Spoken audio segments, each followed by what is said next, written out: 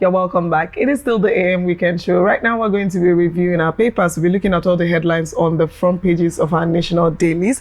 And joining us to review the papers this morning is none other than the very amazing Barrister Chidi Ujoatumba. Welcome, sir. Welcome. Good morning. Good morning. You look dashing. On another Saturday edition. I mean, a lot is going on. Yes, a whole lot. Mm-hmm. So we're just going to briefly look at the papers and then we'll get into the elephant in the room this morning. So we'll begin with Saturday Punch. The boldest headline here says, FG tightens border control. But before we go into it, we'll just go for a very short break. Don't go anywhere. We'll be right back.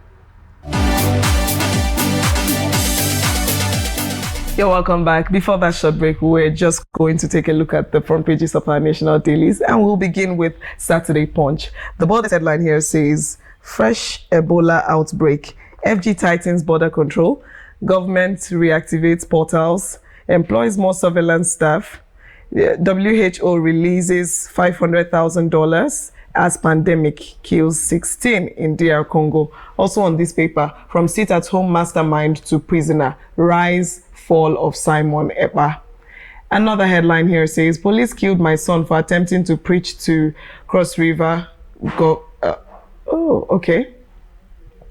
Another headline here says, Umuada, how Igbo lands powerful sisterhood terrify women, silence men. Finally on this paper, Idel Malud, governors can call for peace and unity. That's the much we can take on Saturday Punch. And moving straight to Saturday Guardian, we have boldest headline says, how Afrobeat superstars are redefining global music scene, their lifestyles, money, cars, and jet.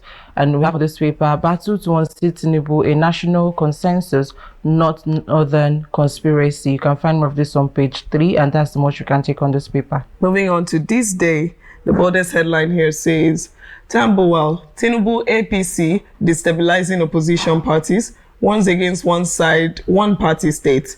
Vows coalition will unseat president democratically in 2027. Insists he never betrayed Wike. Outrage condemnations trail police invitation of El Rufai. Others for alleged disturbance of public peace. Attack on Malami Katsina elders. Also on this paper, silent killer. Experts sound the alarm on hypertension surge. And another headline here says, India Oil Corporation shuns U.S. crude, buys 2 million barrels from Nigeria. Idel Malud, governors, PDP, Wike, First Lady, preach peace, seek Nigeria's progress. That's the much we can take from this day. And moving on to the Nation newspaper, boldest headline says, 2027, Jonathan in dilemma, associates split. Riders say why former president embarked on an exploratory visit. Another rider says, associates, it costs him nothing to say no if he's not interested. Idil Malud, First Lady, Speaker Abbas, governors, others preach peace, tolerance. You can find more of this on page 547. Wike to Nigeria, pray for Tinubu's success. Troops kill 11 terrorists, arrest 64 collaborators. We also have on this paper, NSCDC, military, others fall bandits attacks in Plateau. Why registration of new parties is delayed? This is credited to INEC. And still on this paper, Rivers set for Fubara's return as IBAS prepare exit report. More of this on page 4. And still on this paper, we have DSS files terrorism charges against Ansaru leaders linked to Kuje prison break. This is more of this on page 2, and that's much you can take on this paper. All right, moving on to First Daily. The boldest headline says, Tinubu plotting one-party state, fueling PDP LP chaos. This is credited to Tambuwal. Army kills 11 terrorists, arrests 64 in sweeping nationwide raid. APC youths help secure 59 inmates' freedom to celebrate Shetima's birthday. Katsina student holds 7-day prayer for Shetima's retention as VP. Can to leaders on Idil Malud. Deliver justice, relieve Nigerians' suffering. Stop harassing our leaders. Face bandits, ADC tells police. Obi's 110 pledge aimed at northern support, says Kenneth Okonkwo. NDLEA nabs 26 suspects, seizes over 41,000 kg drugs in Edo. And finally, Abia government sacks 6 civil servants over salary padding. Joining us to review this paper this morning is Barrister Chidi Ujoatumba. Good morning again. Good morning. Good morning. How are you doing, sir? I'm doing great. Okay, so which of these papers caught your attention? Which of these headlines? I mean, there's a lot going on. Yes, there's a lot going on. What they're saying about Goodluck Jonathan, that one also really caught my attention. I don't know whether you would want us to. Yes, to start we with can it. start with it. Okay. That's Also, on the Nation paper. yes, I think it was reported on two Two dailies papers, like okay. that. So you see, one thing about the this man called Goodluck Jonathan is that I don't think he's someone that people can really push around anymore. You understand? He has been in power for like 6 years and he's out of power. But why? To me, I don't. If you allow me to choose, because he's not talking. You understand? He's not pushing. He's not really someone who wants to get back to power. He's someone that probably people are wanting to push. And at the end of the day, I wouldn't want someone who will say, I was on my own, or they say I should come. But when you see Atiku, when you see Obi, you understand? They are canvassing. They are engaging. They are talking about things that are not going well in this administration. They are criticizing. They are forming part of opposition. So I wonder why people will go back to him. You understand? If Goodluck Jonathan really wants to put himself on a spotlight, on a political spotlight, he should be criticizing.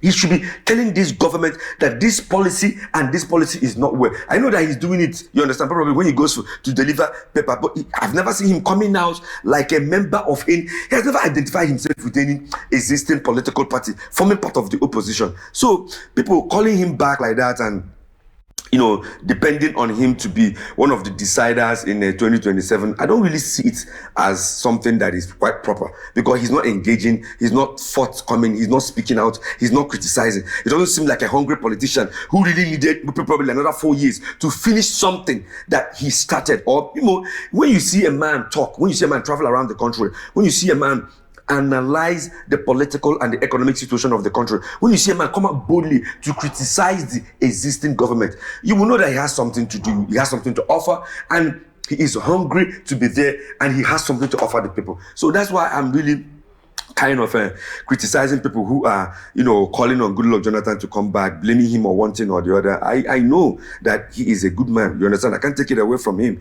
When it comes to whether people should die or whether power should be handed over, Goodluck is a patriot. And it has gone down to the annals of the history of this country that he's a patriot. He would rather preserve a life than, you know, he would rather give out, relinquish power than, you know, seeing blood being spilled on the streets of this country. So I give him that kudos, you understand. But okay, the question I'm asking, the current political challenges we are facing today, is Goodluck Jonathan the answer? Is he really the answer? Yeah. So are we saying that it is it's not looking like something that he is willingly coming forth for? Yes, because he's not criticizing, he's not calling press conference, he's not forming part of the opposition. He is just there as an elderly statesman. You understand? Yeah. And the North is quite convinced and okay with him because he knows that he would definitely be a one-term president. You understand? He would definitely be a one-term president. He has served for a previous 4 years, and the constitution only allows him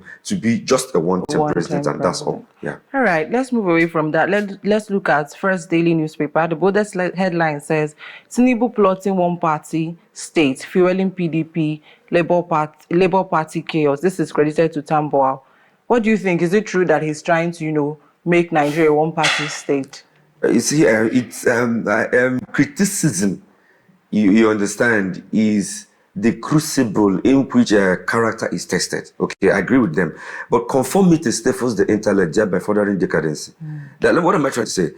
In the current political atmosphere where we have found ourselves as Nigerians, I don't like people who throw tantrums, who blame people for what is happening inside them, what is happening inside their own political party.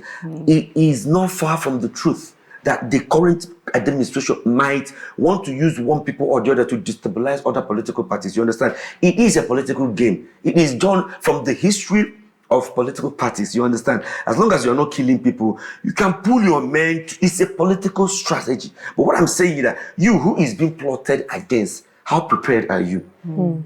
You who is criticizing Mr. President for plotting against you, how prepared are you? How resistant are you to those, ploy to lure you into chaos? To use you or to use one of you to destabilize the party. If you really, really want to form a formidable opposition, you should be ready to know that after what LP showcase in 2023, people should know that they're already a force to reckon with. You understand? So all they needed to do is to consolidate. But you see a situation whereby some LP candidates as senators, as a governor, as a member of the House, or as a member of the State House of Assembly, anyone that came into power through the instrumentality of LP, you understand, Labour Party. I think if that person decamps, you understand, it's a very big shame, not just only to that person, and also because LP is a political party that came into limelight within few months. People were stabbed, blood were shed in the name of LP. But when I see back and I read newspapers and I monitor the political atmosphere, I see LP members of the House decamping and going to other party, and my heart boils. I say, what about those who were stabbed because of LP? What about those who died because of LP? So when can we build a political party that is built on ideology, that is built on everlasting ideology, that you can stand on something and believe that your children that are upcoming can look at you and say, this is what my parents, this is what our forefathers stood on. This issue of they will bring money, the ruling party can use position, they can use appointment, they can use money, they can use even threat of EFCC to sway you. But how strong are you? When I support P2B, it's not as if there are no other better political parties, but when your foundation is built on credibility and verifiable transparency, you're unshakable.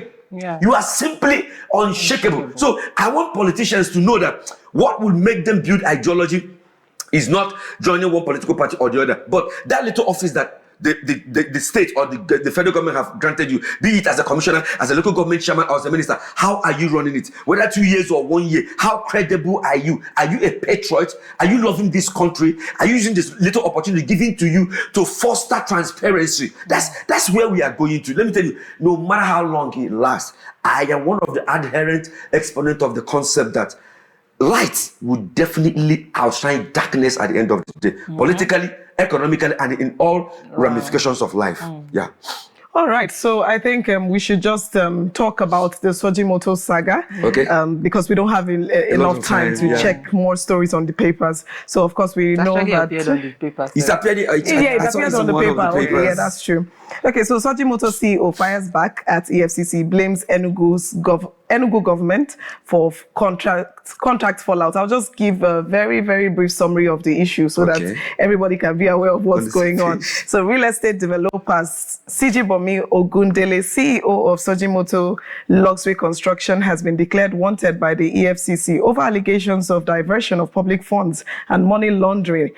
The Enugu State Government says it awarded him a contract worth 11,457,930,950 naira, 52 kobo, and paid him 5,762 million. Yes, that is 50% of the contract sum for the construction of 22 smart green schools. The government says the work was abandoned. Ogundele denied the allegations, blames contract difficulties and rising costs, and says he will present himself to the EFCC to clear his name. So let's just have that video of him talking about it, giving his own side of the story on the social media. This is a contract between my company and the Enugu State Government. Enugu State Government asked me to help them build a couple of things, a couple of projects, which was very interesting. I was going to the state every week. In the middle of the project, they said, okay, the governor said he wanted to build a city. And he wanted to build the tallest building in Nigeria, 69-story building. I designed it and gave it to him. He said, okay, keep it aside. He said, while you are waiting for this, please help me do these schools. That we have money, but we don't have people that can do it. I've never done this type of schools before. But I knew it was cement and concrete and machinery. I knew it was arrangement. So I said, okay, let me give it a try. I told the governor, I said, this project it's impossible because of the pricing, the cost of it is too low to build. The governor said, don't worry, just help me do these schools, and later you won't make money from the schools, but you make money from the other projects, which I was very happy with. Right there, I mobilized 42 engineers to the states. I took a house in the state. I love the state. I went to the state, and I was there doing the job. I was traveling from Eziago to different local governments. I had an accident that my back got broken, but I didn't tell anybody. Now, the contract was frustrated. When we took the contract, at every point, I knew that it was difficult to do it because of the pricing. Now, when we took the contract, cement was 7,000. By the time we left, cement was 10,000. I faced a lot of people. Sometimes we're in the villages, my stars are being shot at. Sometimes they will have some people come, they will bring guns and shoot at them. I was still there. But at the end of the day, I was things went sour between myself and the government. And I was still there. If I had money, I would continue the project, but I had my other projects. I had stress on my other project that I wanted to do. Now, they took me to court, and I said, okay, let's look at the entire project. How much have we spent? Till the last day I was in the project. I was there till the last day. Then I asked me that, how much have we spent in the project? And I put my foot. They took us to court, and we told the court, we don't want to fight with the government. Let's agree. How much do we owe you? And I was in agreement with them, and now they declared me wanted. They destroyed my company that I built with my hand. But I'm going to go there. I'm going to the Efcc office. I'm going to go and clear my name. In the last 2-3 years, prices have just gone crazy. If I'm doing my project, it's delayed, 5 years delayed. Something I could have done with 2 years. Prices of things changed. The economy went sour on me. Okay, so yeah, that was a video of him defending himself, saying his own side of the story. Barrister Chidi, I think that you have a lot on your mind. Yeah. So I'd like you to tell us first of all, react to the video. Okay, him going on air to talk, I don't think it's proper, since EFCC have declared him wanted. Mm-hmm. So from the very first point you heard that you're wanted, you should have gone straight to EFCC. So what he's saying here, with documents and with every EFCC, they are human beings. I've defended so many people in the presence of EFCC. So once you make an allegation, if you say that when this contract was awarded to me, cement was 7,000 naira a bag, but when I started executing the contract, cement is now 10,000 naira a bag. You bring an evidence to show that it's not really something that calls for emotional outbreak. Mm-hmm. You understand? Or something that calls for, the EFCs or Sojimoto and Enugu State Government, having a kind of a clash. No. It's not something. If he is professional, he would have learned and known how to scale all the hurdle that the contracts actually presented to him. Because I listened to him very well. Mm-hmm. Remember the very first line I picked? Yeah, there were loopholes. Look at what he said. He said that he have not done this kind of contract before. But because it's cement and concrete, he knows that he's going to deliver at the end of the day. So that was the first loophole I noticed. Mm-hmm. You understand? And then while he was still talking, and I'll say another thing, that even as he was on the verge of trying to embark on this contract after payment have made, that he knew that that he will not deliver as a result of price. You understand? So this guy is a guy that have appreciated his problem from day one. You understand? Okay. And he went into this project from that day one. And things didn't even change after day one.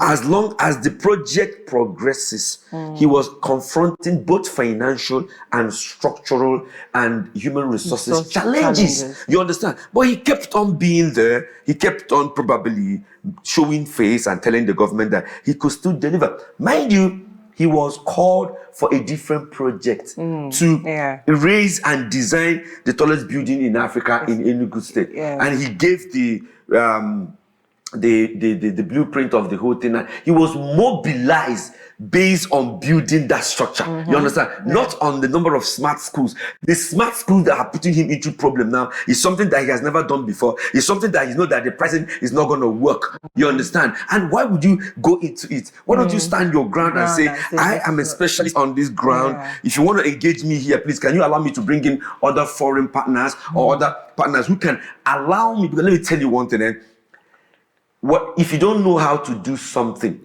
there are certain things you can't learn on the job, okay?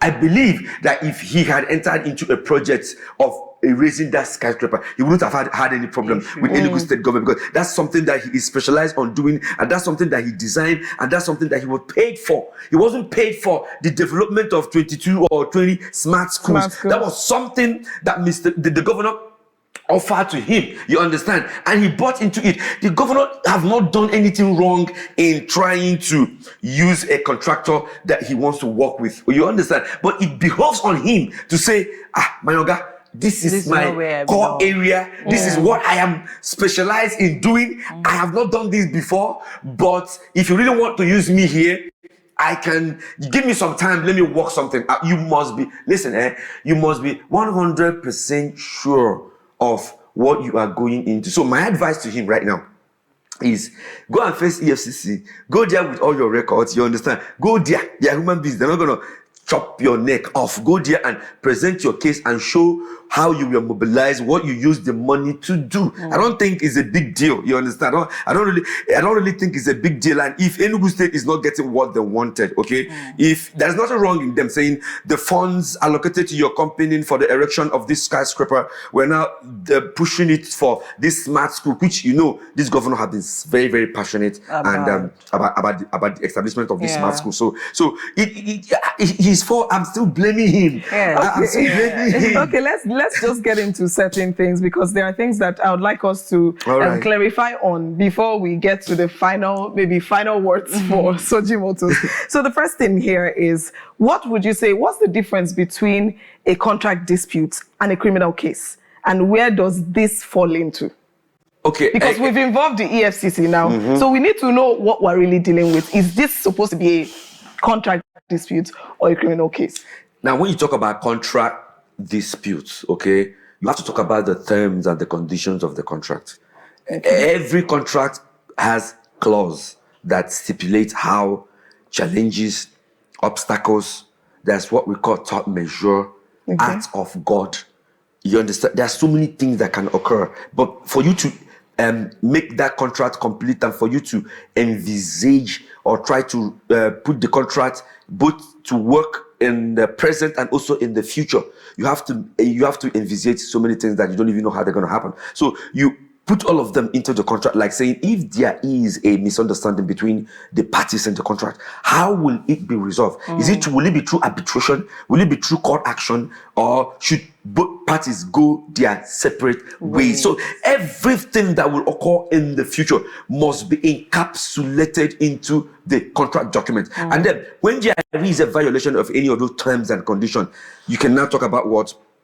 Contract conflict, or conflict in contract, which has to do with the terms and conditions of the contract. And it is also a clause in the contract that when such things are about to arise, you understand, either of the parties who is experiencing it should have either 7 days or 14 days notice, or 14 days to bring to the notice of the other party, you understand, of this occurrence. So when all those things were about to occur, he ought to have written to Enugu State that the price of cement have changed. This have done. I don't know whether that was done. Now, when you talk about criminality in a contract, you understand, is when you have gone outside the terms and conditions of the contract, when you have diverted money, you understand, when you have failed to deliver within a possible due date, you understand, or when you have used substandard materials to that I hate that thing so much. When you have used, you were paid to use 6 bags of cement, and now you use 3 bags of cement. To whose detriment?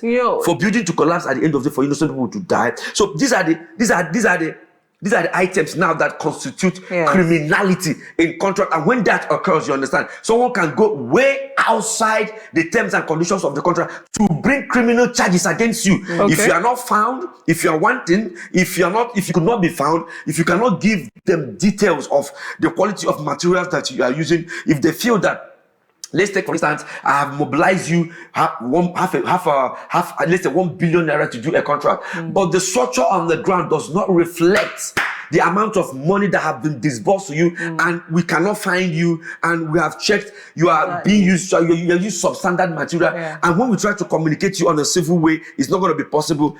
Criminal charges could be brought against you. And this is exactly what the state government is saying, because what the release they gave is that they have looked for him, they asked questions, they went, the buildings he was actually in charge of never met the standards. They are now being rebuilt by some other contractors. Contractors, yeah. So they look for him, they search for him, they ask questions, they sent mails to him. So my question is, why didn't he communicate when he was facing, challenges, when he was facing the struggles? He said that people even come to the site to shoot, he was there. But the government is saying that in those period of time where he's supposed to take care of these buildings, he was nowhere to be found. He doesn't come to the site, he doesn't know what is happening, and he did a shabby job. So if you are facing challenges at the beginning, why didn't you communicate? Why don't you go back to the people that sent you on this job and say, okay, this is what we talked at the beginning, but it's no longer working like this. For us to do something of a great quality, this is where we are supposed to, land. Exactly. So I think it's also his fault to, not communicating properly, and also coming on air to come and, I don't make some like emotional. the emotional outbursts. Who are you trying to buy over? Let me tell you, accusation without confirmation is purely meaningless.